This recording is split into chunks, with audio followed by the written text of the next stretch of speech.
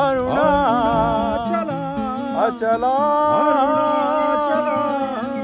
அருணாச்சலா அருணாச்சலத்தில் இருக்கும் உள்ளத்தில் அந்த அடிப்படை உணர்வே உள்ளத்தில் இருக்கும் அந்த அடிப்படை உணர்வே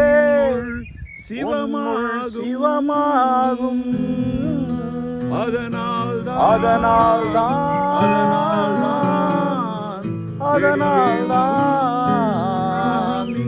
உன்னகமே எழுதுமே.